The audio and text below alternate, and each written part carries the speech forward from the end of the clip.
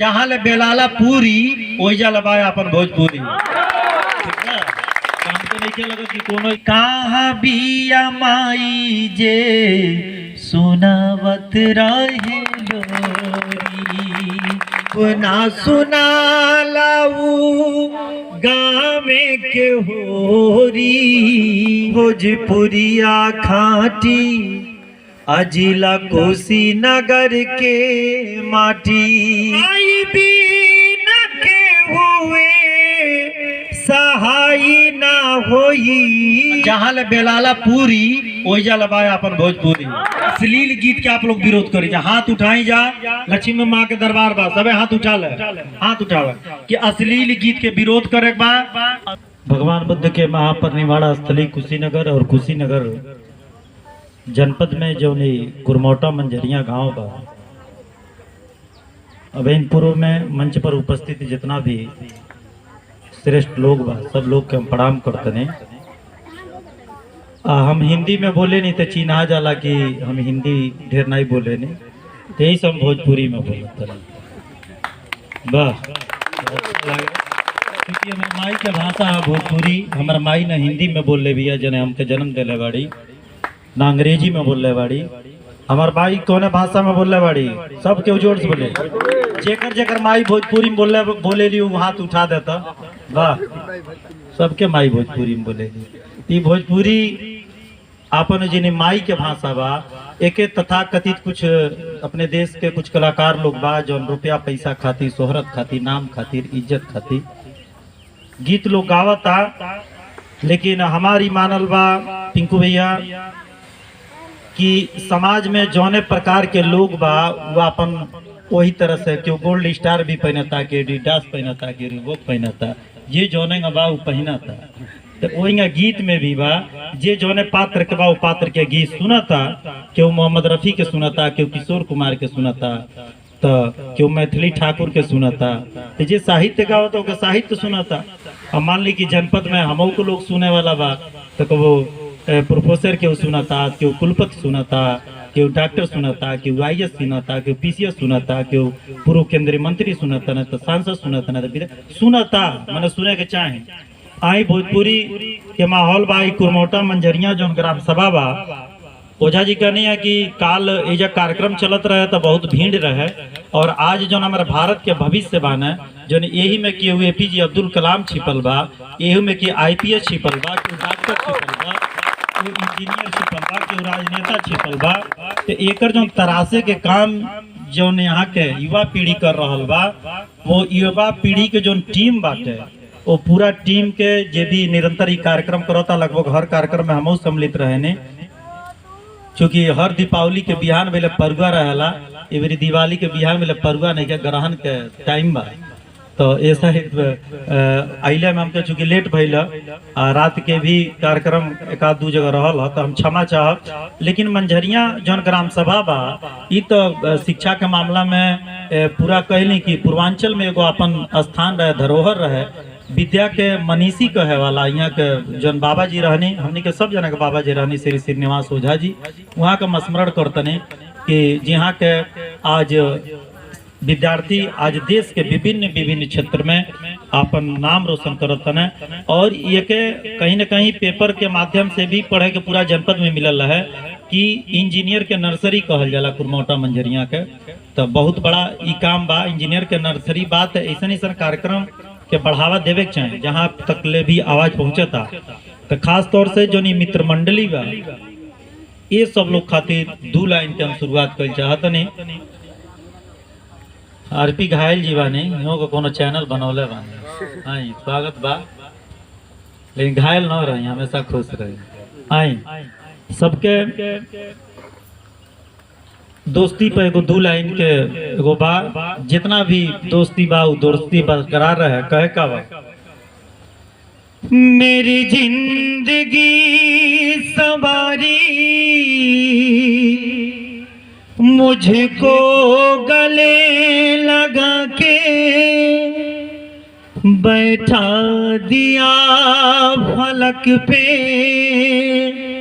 मुझे चाँद से उठा के यारा तेरी यारी को मैंने तो खुदा माना, याद करेगी दुनिया तेरा मेरा अफसाना।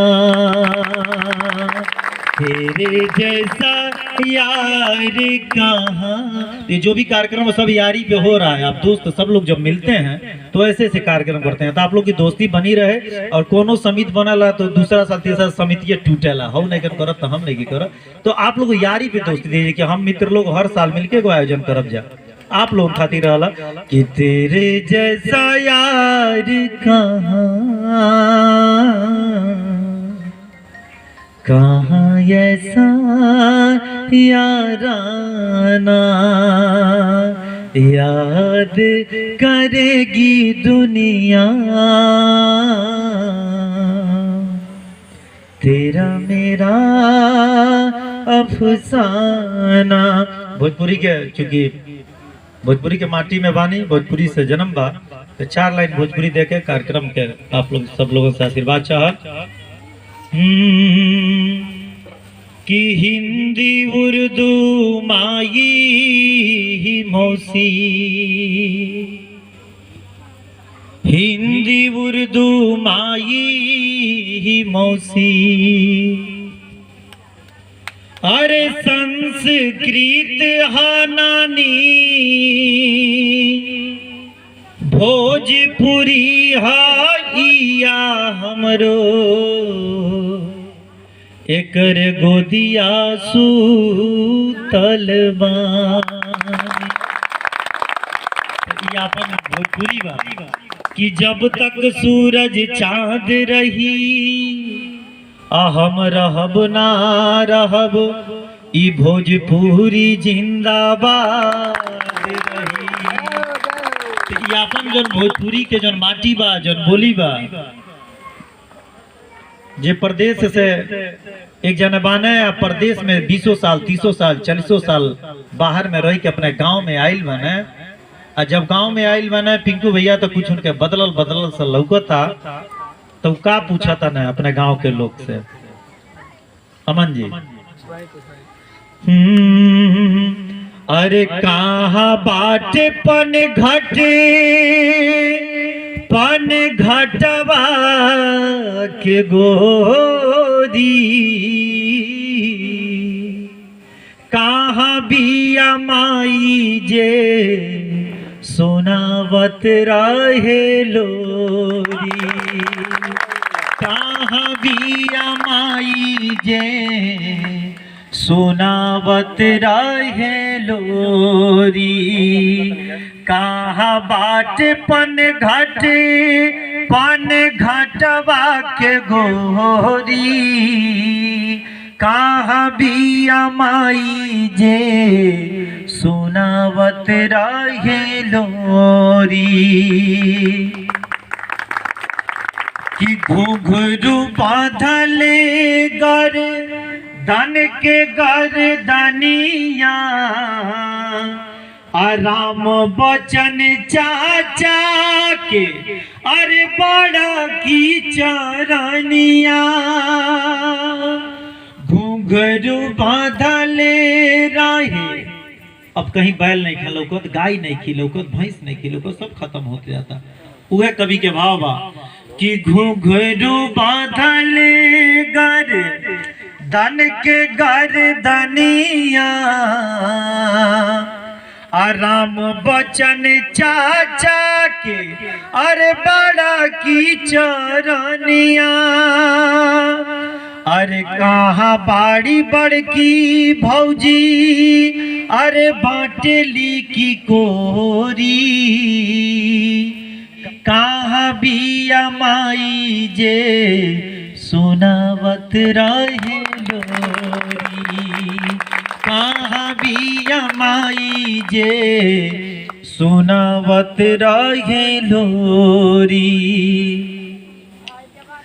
कि बड़ परिवार मलिकार पुरनिया बड़ परिवार मलिकार पुरनिया हाथ भर घूंघट लजाए वाली कनिया कि बड़ परिवार मलिकार पुरनिया हाथ भर घूंघट लजाए वाली कनिया। अरे कहाँ बाड़ी गाँव के लजाए वाली छोरी, कहाँ बाड़ी गाँव के लजाए वाली छोरी, कहाँ बिया माई जे सुनावत रहे लोरी। कहाँ बाट पन घटवा के गोरी।